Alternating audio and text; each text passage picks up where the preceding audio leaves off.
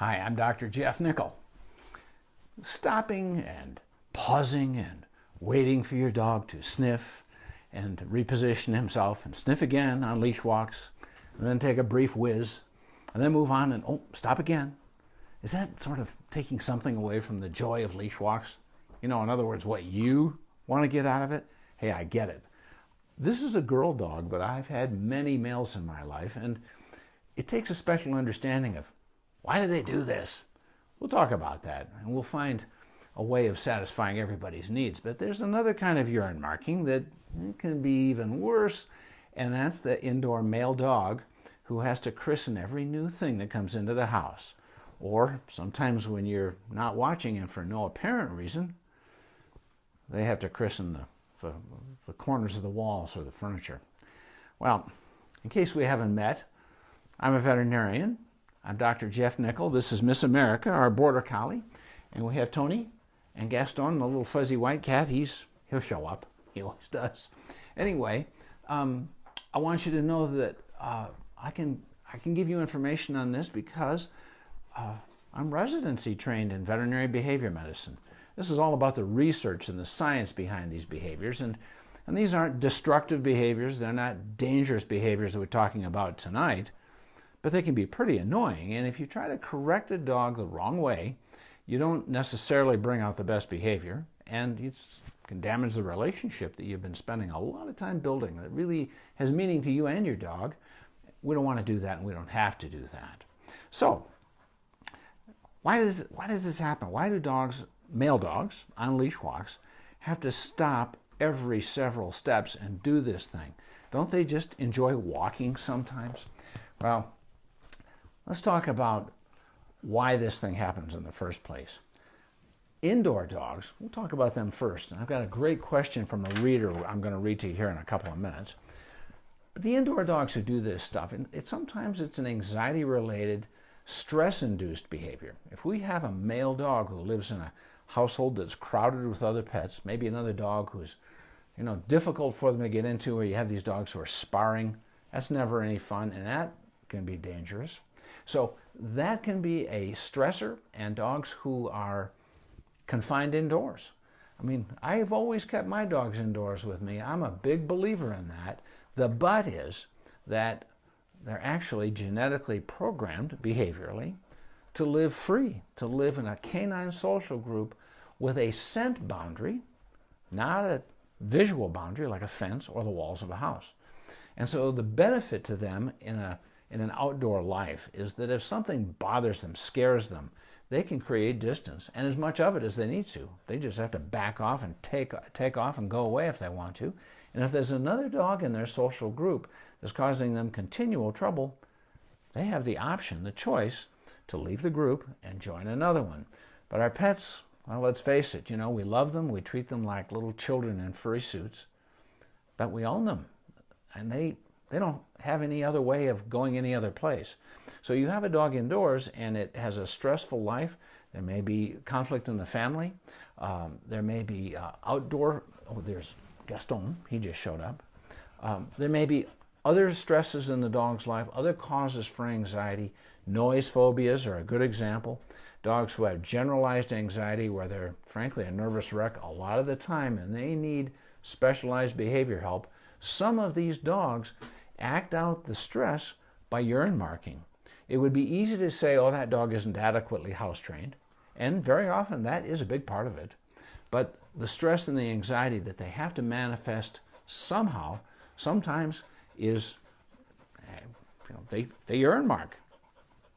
And so if you can house train them, and you may need to, but the underlying cause may be an anxiety-related or stress-related problem. So it's worth dealing with because the scent, the old lingering scent of urine in the house is something that adds even more stress to the pets. And if they have that power of suggestion, they may be more prone to urine mark again. So I'm a big believer in eliminating that stuff. There's some excellent enzymatic cleaners that will eliminate dog urine, the scent. You can clean it up yourself. And of course, you can even hire a professional carpet cleaning company. And many of these outfits will guarantee that when they're done, they'll not going to have any scent of dog urine remaining. And they really can back that up, because you come in and you go, I don't smell it anymore. Well, who's here? Oh, Carolyn's here. Excellent. So they can back that up. But the truth is that dogs and cats have a sense of smell that's been accurately measured at about 1,000 times as acute as ours. So if we can't smell it, that doesn't mean they can't. So it adds more stress, and it makes them more prone to repeat the problem. So enzymatic cleaners, absolutely a must, and you absolutely have to find every bit of old dog urine. So you pick a moonless night, overcast, dark as can be outside, draw all your blackout blinds, shut off all your lights, unplug the microwave with the LED, and put on your night vision goggles if you want to, and crawl around on your belly with a black light, an ultraviolet light, and you will find most of the urine. It's the best way we know to uncover every little bit of urine. It's not 100%, but be prepared to be astonished by how much more of it than you thought there was, and also maybe a little depressed that you have such a big job ahead of you. And get an enzymatic cleaner. Nature's Miracle is a very good one. Even better is a name you'll never forget, and it's called Anti-Icky Poo. Anti-Icky Poo is better because it has an enzyme to help break down any organic matter left behind after the water portion of urine evaporates. It also has an active organism to consume even more stuff that might be left behind. Another excellent product is one called Zero Odor. They do the job, and you want to eliminate every bit of that. And so for those dogs who are urine markers, males, who are anxious, your veterinarian can prescribe a anti-anxiety called Reconcile. Let me turn it around here so you can see it.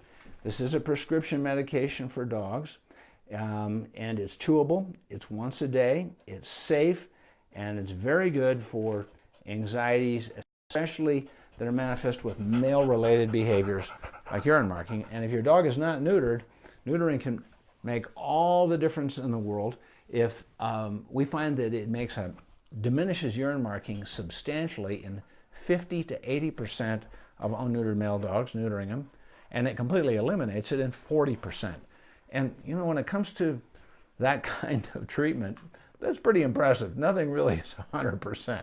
So you want to do whatever it takes and get a behavioral diagnosis. So what about these dogs on leash walks? Well, here's this letter from a reader, and it's pretty darn good, and it gave me a great opportunity to make some really significant points. And so here's the question. My nephew and I both have large male dogs. I told him that when I take our 100-pound black lab for a walk, he sniffs, browses, and marks his territory. My nephew indicated that letting males do so shortens their lifespan since they're under duress while doing it. I would think that holding them back, fighting the urge to go, would be more of a negative effect than the natural urge to sniff and mark things. Well, he's right. My answer: there is plenty of misinformation on canine behavior, often involving the frustration people feel with their male dogs' incessant sniffing, urine, tagging, and dilly-dallying on leash walks. This is emblematic of many of the ridiculous struggles in today's world, and that's my editorial comment. All of us have quirks that might be annoying, but could instead be regarded as just interesting. I mean, talk to anybody who's been married successfully for a long time. So your point is well taken, I told him. Dogs are highly social creatures who absolutely must get off territory. It is foundational to their requirements for social interaction off territory, even if they don't interact with another dog directly, because simply by stopping and sniffing where those other dogs have been, they not only find out who it was by virtue of their scent, but they have these little specialized glands between their toes that secrete something called semiochemicals, and these are pheromone-like communication substances. And dogs are actually swapping information between themselves, between each other, even when they don't see one another. And dogs have an enormous need for this, and you can diminish a lot of what otherwise might be unnecessary stresses in their life simply by letting them be dogs and doing what dogs need to do, and that is get out and sniff and investigate and read the bulletin boards, post a few messages. So I pointed out to him that, these dogs are swapping information, and you never know what they're thinking, do we? Are they plotting a revolution? I don't think so. They are men's and women's best friends, you know. So I said the human on the other end of the leash has legitimate needs too, like enjoying an uninterrupted brisk walk, which is, you know, what you need, and it's healthy for us. And it's healthy for a dog to have an uninterrupted brisk walk too. So you have to, what we're going to try to do is serve both needs. So I advise devoting the first portion of each stroll to your dog's needs and the second half to your own. Make it predictable by switching from canine to human priority at the same spot each time. And after many repetitions, your dog will associate this waypoint with his requirement to defer to you, his leader, and simply follow. And that would be a good time for the heel command if your dog is trained to that, which I'm a big believer in that. So by allowing your lab to have his needs met first, he'll be more relaxed and compliant during your portion of the outing. And don't forget that what gets rewarded gets repeated. Catch him doing something right. Tell him he's good when he behaves well, and give him a pat on the head often. Predictability. It matters an enormous amount to dogs. So I have Drew. Thank you for showing up, saying hello to both of us. Drew's an old friend of mine who, way back in the day when he lived in here in Albuquerque, we used to get together and brew beer in our kitchen. It was actually pretty darn good. So thank you for showing up, Drew. Drew and his wife rescue greyhounds, by the way, greyhounds from the track. And these are dogs who make wonderful pets, which is a little bit surprising, actually, because having spent their puppyhood and their lives kenneled and then running like crazy and not necessarily getting the best care, and then excellent people like Drew will adopt them, and he doesn't, keep every one that he gets his hands on. They find good homes for all of these. Of course, he has a couple, but they make remarkably good pets. So good, in fact, that I rarely see them in my consultation room for behavior disorders. So if you're looking for a good-sized dog who's easy to keep, a greyhound from the track is an excellent consideration. So I'm open to any questions if anybody has any. I'd like to invite everybody to go to my website and subscribe, because when you do, at no charge, you'll get my free at-home pet first aid and CPR guide. And every Tuesday morning, you will get what we call my weekly media, which is my column from the previous week in the Albuquerque Journal, where I answer questions just like this one, and on physical concerns of cats and dogs, as well as behavior. And also, you'll get this Facebook Live. So if you miss it, it'll show up in your email box on Tuesday mornings. I'm also working right now on some videos for child safety with pets. I'm going to do a 3-part series, including cats and dogs. And I also have one here from Cindy. Hello, Cindy. One of my male dogs likes to smell and mark all the time on walks, but our other one rarely does. And, we talk about pets in these generalities, which has meaning, but in truth, everybody's an individual, just like we are, and humans are considered a pretty darn social species, including my upside-down border collie here. But there are differences. Everybody's an individual. As much as some dogs are real into the sniffing and marking and all that stuff on leash walks, and even our female dog, Miss America, she doesn't mark every darn tree and fire hydrant and fence post, but she certainly stops and sniffs, and she needs to because she's a dog. But some of them just don't have that much need for it. But what I would suggest you do, Cindy, with your dog who doesn't have much interest in that stuff, is keep an eye on that dog's body signaling, because if that other guy does not stop and enjoy the, smell the roses along the way, but kind of keeps his head down and his tail down and doesn't have much of a spring in his step, and perhaps by contrast is a lot more animated and relaxed and social at home, what that suggests to me is that we may have an anxious dog when away from home. And we talk about anxiety, you might get the idea that it's always the same, but I'll tell you the truth is that in most cases of anxiety that we diagnose, it's context specific, meaning that in certain situations that dog has a trigger for its anxiety, and I've known dogs on leash walks where that's the problem. They might just be nervous and worried when they're out of their comfort zone away from home. In some cases, it's a PTSD type problem where they've been thrashed and frightened to death by some other dog on a leash walk, and so going forward they're real worried about that, and they're nervous throughout the whole thing. And so if you've got that kind of thing going on, there are excellent ways of what we call a response substitution. In other words, as you're walking, you can stop and give the dog a cue, like teaching the dog to touch its nose to a target stick, giving it an immediate click and then a treat, so that the dog learns that, you know, when we go on walks, I have opportunities to earn good things from my leader, and get reinforced immediately, and then followed by a food reward. And those dogs can actually start to learn that leash walks are actually great things. You don't have to all the time be scanning and worried about what might lurk around the next corner. So that's one other thing to watch your dog for. See if your dog is happy-go-lucky and just checking things out normally, like a dog who stops and sniffs and urinates often, urine marks. But the nervous ones might be scanning, looking for potential threats or perceived threats. Again, tail down very often, ears sort of back, worried. They might lick their lips occasionally, might yawn every now and then. Those are very often indicators of anxiety. So be watchful for a dog who may have good reason not to be appearing to enjoy the walk, because, you know, even if they're not highly social, they should be stopping and checking once in a while. So, Drew, greyhounds are indeed great dogs. If anyone is considering adopting, feel free to IM me, and he'll put it on my Facebook pages. I think it says Seymour. There we go. And I'll put you in touch with a greyhound rescue in your area. Yeah, these greyhound people have a wonderful network all over the country. You know, we think of them as primarily being in Florida, where they do a whole lot of greyhound racing. But they distribute these dogs wherever they need to go. And I don't think very many of them end up in bad places anymore. So thank you, Drew.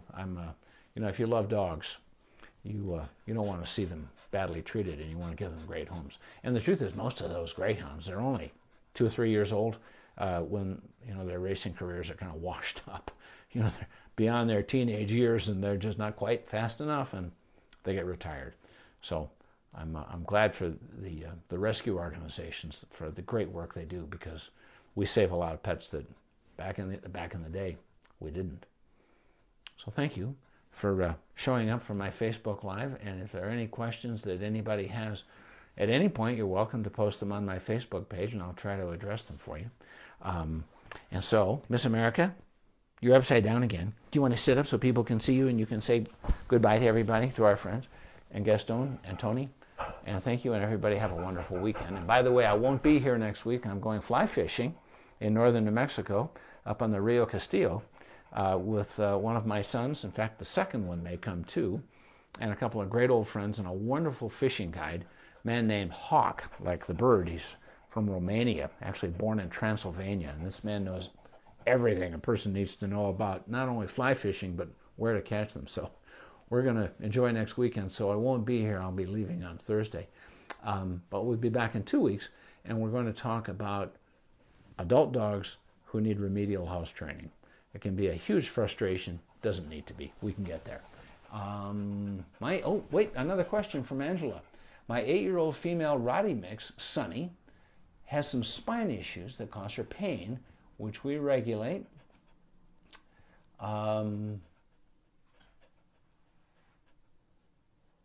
With medication and manipulation. We also have a 5-year-old female Rottie, Roxy. Most of the time they're best buddies, but once in a while, Sunny jumps Roxy in an aggressive way. There hasn't been any actual wound. Roxy reacts in an unusual way. She growls a little bit, but doesn't fight back. She moves alongside Sunny and puts a front leg over Sunny's shoulders and holds Sunny until she comes down.